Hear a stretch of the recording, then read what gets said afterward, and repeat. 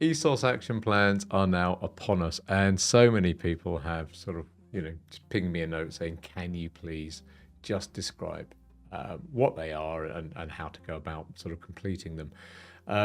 Yeah, that's what this video is about. I'm aiming around about a quarter of an hour. We'll see about that, and there's going to be a short version for those of shorter attention span, shall we say. So in this video, I want to cover what they are, how to prepare them. I've got a great tool to make them dead easy, brackets AI brackets. It really does speed this process up. And I'll describe the 3 different stages that you should go through when creating an ESOS action plan. Okay, so that's what this video is about. It does sort of feature heavily the Anistic software platform, because do you know what, it just makes things easier, and we're going to use that for a couple of examples, and hopefully I can put in some tricks and tips along the way to make it easy for you to produce your ESOS action plan. Okay, that's what the video is about. Let's jump in. Okay, so ESOS action plans, what are they, who needs to do them, etc, etc. Let's cover the basics, then I'll show you some tricks and tips in the second part of the video about how to actually produce them. Okay, so first off, they're a legal requirement of ESOS Phase 3, and I suspect, I don't know, but I suspect there'll be an ongoing sort of requirement for ESOS Phase 4 and onwards as well. Previously, ESOS was every 4 years, so people used to do an ESOS report every 4 years, and then that was about it. The problem with that is there was a low level of engagement with company directors. And part of the public consultation that the Environment Agency did, the sort of big, well, one of the large outcomes of that was that they wanted to try and involve company directors a little bit more and make it more of an annual scheme to sort of increase that involvement level. They've done that in a couple of ways. One of the ways they're using is this ESOS action plan. Now, it is a legal requirement. Who needs to do it? Very simply, it's everybody who is in ESOS Phase 3. So one of my clients has now changed structure, so they've dropped out of the scheme, but they still have to do it. Seems rather unfair to me, because they're now, they've gone from 370 staff down to about 4, so seems a bit pointless, but they're the regs. So if you're in ESOS Phase 3, you have to do it by law. If you don't do it, there are possibilities of fines. Now, they've been hinted at in the last ESOS newsletter by the Environment Agency, but I don't know what they are. The fines for non-compliance with ESOS are, a couple of 100,000. They're quite significant, and they've got teeth. People are being fined. It's not a sort of a potential kind of thing. No, this is real. So there's a potential of being fined. But the bigger thing is, if you don't do it, you are facing reputational damage. Okay, and the clients that I have, which are very sort of proud, quite rightly so, of their brand, what their brand stands for, and the brand values that they're trying to get across to their clients. They really want to demonstrate that they're taking this seriously. The reason this is important is because the ESOS action plan will be publicized. Okay, so everything that you put in your ESOS assessment, your ESOS evidence pack, is not publicized. That's between you and the Environment Agency. Okay, but everything in the ESOS action plans will get published. Secondly, there are 2 progress updates to file, one in 2025 and one in 2026, December and December. So what you could be thinking about is how you can structure your ESOS action plan in such a way that the projects you select, you're going to have delivery on those projects to show progress. So as a company, you're not just greenwashing, saying, hey, we're really good, we're really green, ... But you can say, look, this is what we said we're going to do, this is what we've achieved. I know a couple of my clients they have projects in mind already for 2025, and what they're looking to do is actually downplay the ESOS action plan filing. So they say, we're going to achieve that, knowing that they're going to over-deliver when they come to the ESOS action plan update in December, which again will be published. Okay, so this information is going to go out. I don't know what format, whether it's it's going to get out to the public, but I don't know what format that's going to be in. If it was me, I'd either be choosing like the company's house system, where click here to view ... Bang, there you go, or a spreadsheet. I'll find out, and I've got a couple of meetings set up I think, to try and figure that out, and maybe I can get some insider sort of information on that as we go. So that's who needs to do it and what they are. The contents of them, there's some fluff at the start, but the guts of it is a list of projects that you're going to be doing to reduce your energy use. Now, one of the big criticisms of ESOS is that it's focused on energy, not carbon. If you look at what they're doing in the States, brackets, I'm not quite sure whether they're still going to be doing it, but what they're doing in the States and in Europe, it's all about carbon, whereas in the UK, we tend to focus with ESOS just on energy, which is probably a little bit of an outdated view, you know, and I hope at some stage that switches across.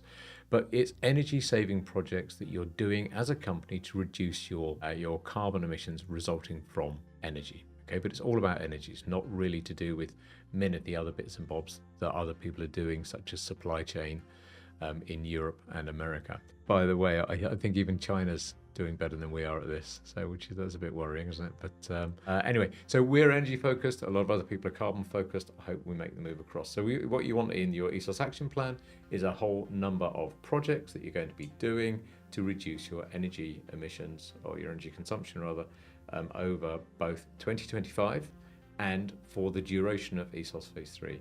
And that's what you've got to report, really. You've got to report what you're doing, which projects you're doing, what they're going to save you this year, and what the total savings are going to be over the lifetime of ESOS Phase 3, which is, 2020, let's get this right, 2023 to 2024 to 2027.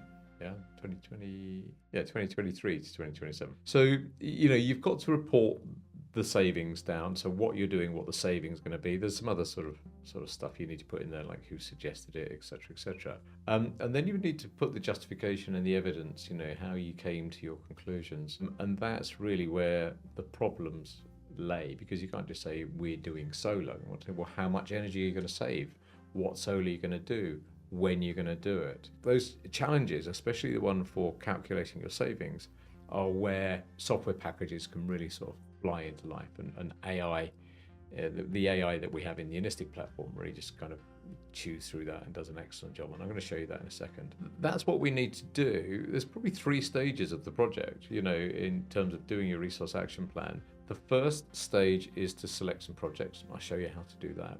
The second thing is to refine the projects you've selected, so go from a long list down to a short list. And then the third one's an odd one, but it's certainly affecting a lot of my clients. I wouldn't say just a few. A lot of my clients are having the problem that, what you need to disclose is what you're going to do, when you're going to do it, what it's going to save. It's quite precise. And the challenge you've got is that some of these projects are expensive. Some of them are very cheap. For example, educating staff on environmental driving techniques, how to save energy by driving, brackets, don't brake hard, don't accelerate hard, and make sure nothing's flapping around, and tire pressures, ... But some of those are very cheap and easy to do. Others, such as the investment in a £2 million new solar roof, you need board approval. And the problem you've got is that you've got to file these things by the 5th of March and then do the update and the update.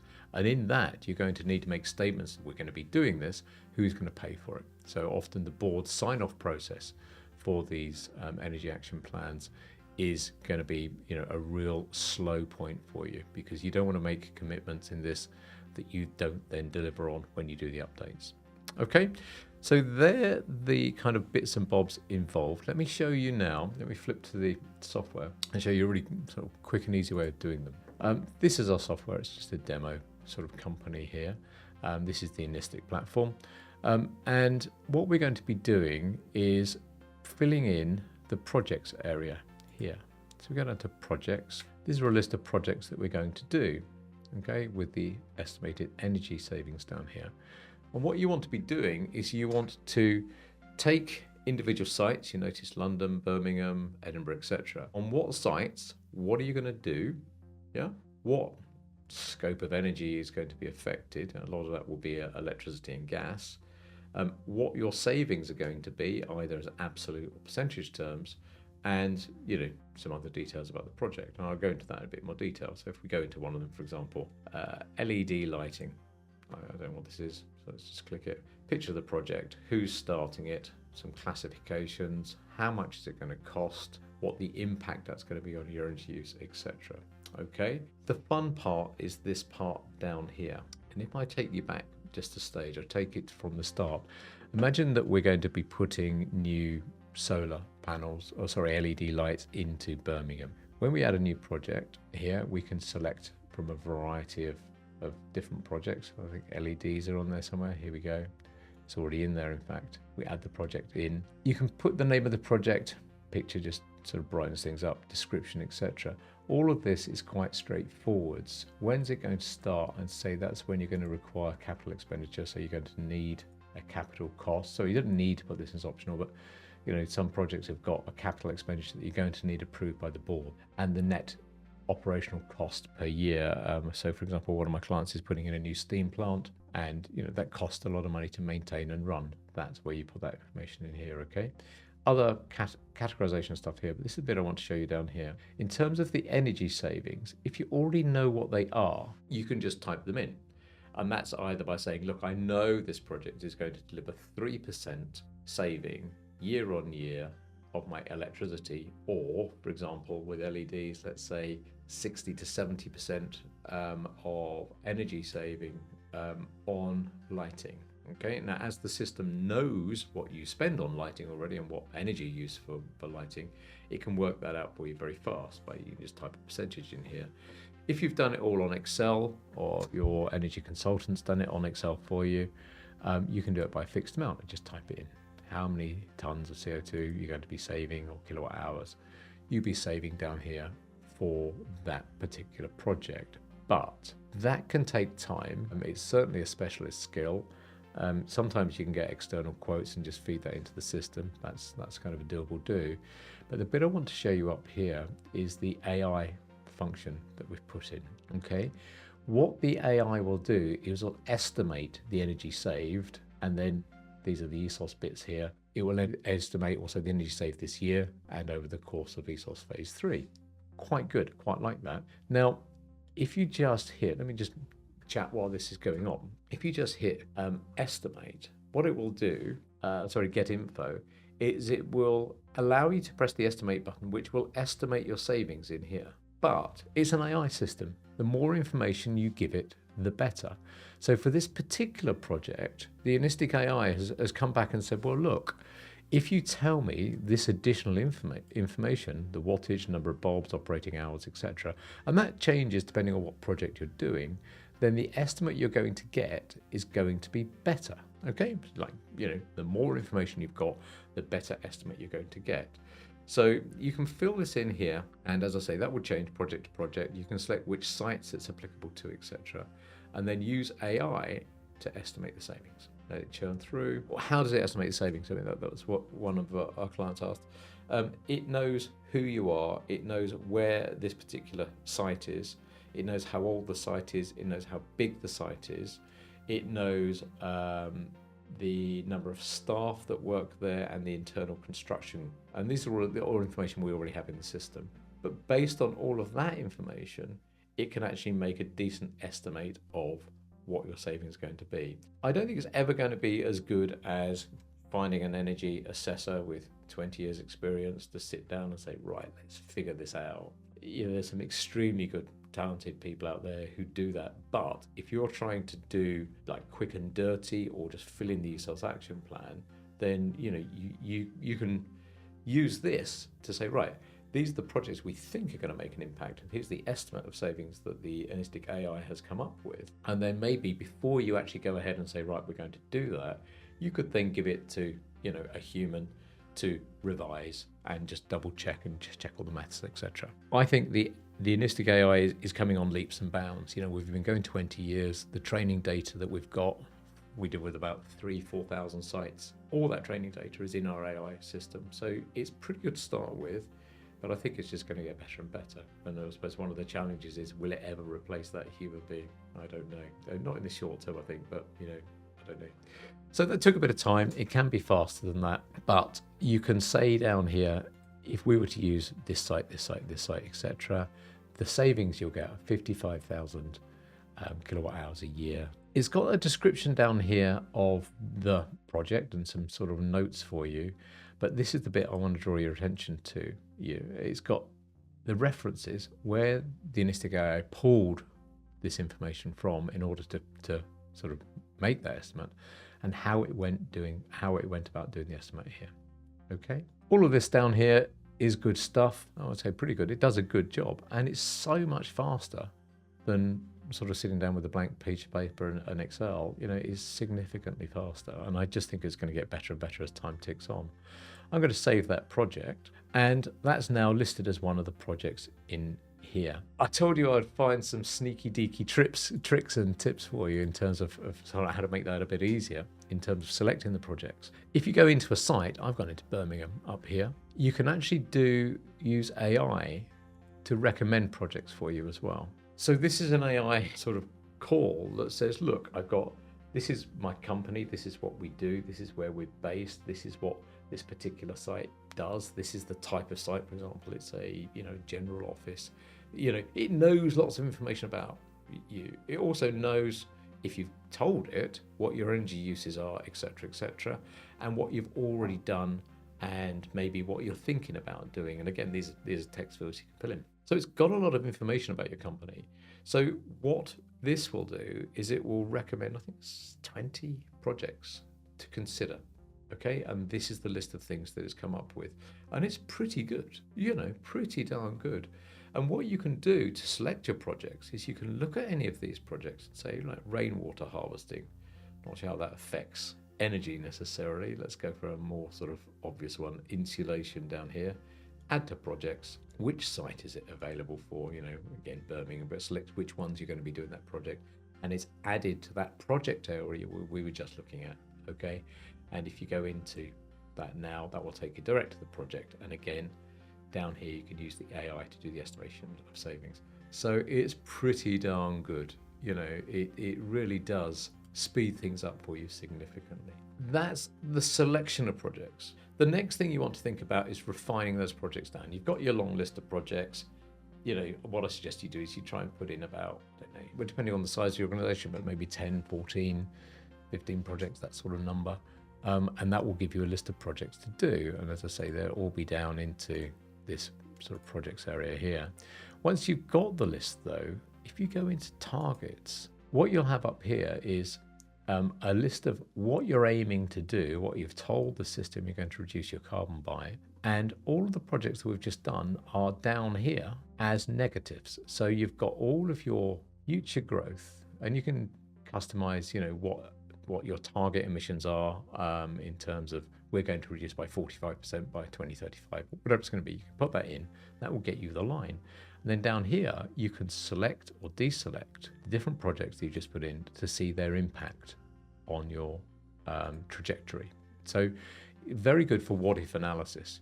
What if I did this? What if I did this and this and this? What if I did that and that and that, etc. So that will help you refine down the projects from a list of maybe 10, 15 to, I don't know what people are going to do. It's all new, isn't it? But imagine that a lot of people come up with 5 or so energy saving projects that they want to highlight in these ESOS action plans. So you've done all that. You can select down what projects you're going to do in here, and you can look at your targets. You can, of course, I just click on the progress sort of feature here. You can then track that. This is your actual sort of progress year on year. You can track all that, it's not a problem. But what I want to show you is what happens once you've done all that, because the next stage is to do this exercise and then sort of enter that information into the ESOS portal. So if we go into reports, there's a specific report for you down here, ESOS Action Plan. Now, when you select that, this will give you all of the information you need in order to fill in the ESOS portal and fill in on the Environment Agency portal your ESOS Action Plan. You can just cut and paste from this into the system. And that's what we do for our clients. We generate the long list, the selection of projects, or just probably help our clients select it. I think they're the ones that actually do clicky select. Then we refine it down, which ones we're going to concentrate on. And then there's the entry onto the ESOS portal, and indeed, then approval of that on the Environment Agency system. So look, in terms of a recap, I said there were 3 stages. There's selection of projects and sort of entering all the details of the projects. Then there's the refinement of those projects down to one you're going to highlight in your ESOS action plan. I've covered those, and I've shown you how AI can sort of make it a lot easier for you. But there's a third one, wasn't there? You remember I said there's 3 stages? And the third stage is what I alluded to earlier in the video, which is once you've got your selected projects, once you've done that refinement exercise, you then need to get board approval to actually carry them out. And if you've got a significant capital spend, I don't know how you authorize expenditure in your company, but that can take some time. So what you might do is you might loop back to that refinement process and say, look, we're very happy to do this project, but it needs a little bit more thought before we commit to it in absolute terms. We do intend to do that, and we'll include that in the update for 2025 or 2026. They're the basic steps you need to do. You need to select projects. Again, AI can help you do all the calculations and estimates. Again, AI can make that easy. And then you need to refine that down, get approval, and then load it into the system using the kind of reporting structure that I've just shown you on the screen. How long does it take? Well, isn't that an interesting question? It can take as much time as you want to give it. Some of the estimates that we've seen and the calculation methodologies are rock solid. So if you just wanted to do the basics, nothing weird and wonderful, but just cover the basic energy saving projects that I think you'll see throughout, the industry, then from start to end, you could probably do this in a morning. You would need to look at certain sort of sections in a bit more detail, which might take you longer. But if you sat down with a strong cup of coffee at sort of 9 o'clock, I think by midday you should have something ready to file. I've seen it done faster, but sometimes, the faster you do it, the more corners you cut. It's maybe not a work of art, shall we say, and sometimes it gets a bit hurried. But the AI can certainly speed things up significantly. The reporting structure that you've seen in there just means you can just cut paste into Mesos, and it makes that so much easier there. So that's what we've got. That's what needs to be done. I think AI has been a game changer with this. And if you want any more information on how we can help you, or maybe sort of get you some software to help you along the way in your carbon accounting kind of journey, then let me know. We've been doing this 20 odd years. We're here to make carbon accounting and carbon reporting and carbon reduction a reality. That's why we turn up every morning with a big smile on our faces. And if you want any help, let us know. If you want some software, let us know. If you have any questions about this or anything to do with carbon reduction, etc., for heaven's sakes, just drop me a line. I'm very happy to chat to people, and if I can help, I certainly will. Okay, that was the Holistic Platform. That's ESOS Action Plans. I'll see you next time.